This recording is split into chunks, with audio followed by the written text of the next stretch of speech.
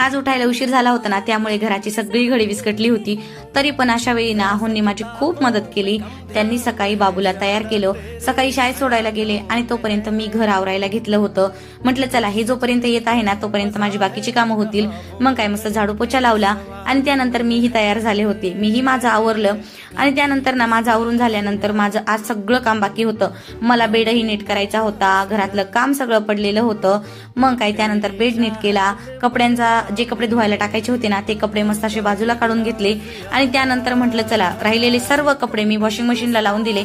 हा कपड्याचा डोंगर ना रोजचाच आहे आणि जो मला रोज मशीनला लावायचा असतो. त्यामुळे सगळे कपडे मशीनला लावून झाल्यानंतर मी माझा परीचा आवरायला घेतलं. परीची आंघोळ आहोंनी करून दिली होती, त्यामुळे मस्त असे परीला कपडे घातले आणि त्यानंतर परीला आवरलं. पण मुलांचं असं असतं ना, त्यांना कितीही थांब म्हटलं ना तर ते एका जागी थांबत नाही. तिचं आवरत होते तोपर्यंत ती 4 वेळा इकडे तिकडे असं करत होती. आहोंची ब्लॅक कॉफीची फरमाईश तर रोज सकाळची असते, तीही त्यांना बनवून दिली आणि आज उशीर झाल्यामुळे ना माझी नित्यसेवाही झालेली नव्हती. त्यामुळे म्हटलं चला मी माझी नित्यसेवाही करून घेते. मस्त अशी स्वामींची पोथी वाचली, त्यानंतर माळ जप केला आणि आज ना माझा खिडकीतला मनी प्लांट सुकायला लागला होता, त्यामुळे त्याला पाणी घातलं. एक छोटंसं रोपटंही आहे त्यालाही पाणी दिलं. आज बनवायची होती आळूवडी, त्यामुळे एकीकडे आळूवडी करायची होती, कोबीची भाजी करायची होती आणि चपाती करायची होती.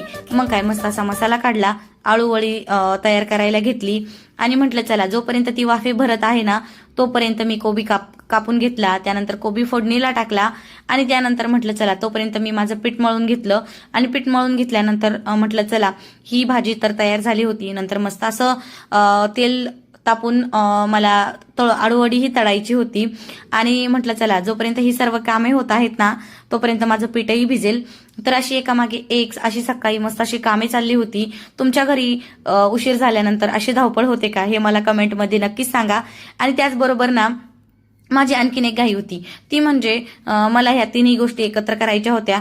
पण असो एकामागे एक ह्या सगळ्या गोष्टी चालूच होत्या. त्यानंतर मस्त असं पीठ मळलं आणि पोळ्याही लाटून मस्त अशा शेकून घेतल्या आणि असो त्याच नंतर मला आळूवडीही तळायची होती, तीही तळून घेतली आणि असा होता आजचा दिवस. इतका हेक्टिक होता ना आणि इतके पटापट कामं चालले होते ना की बस वाफे भरलेली आळूवडी कट करणे, ती तळायला टाकणे, तेल गरम करणे, या सगळ्या गोष्टी ना कधी न संपणाऱ्या आहेत. तर असो आजचा ब्लॉग कसा वाटला कमेंटमध्ये सांगा. Follow for more and stay tune with me.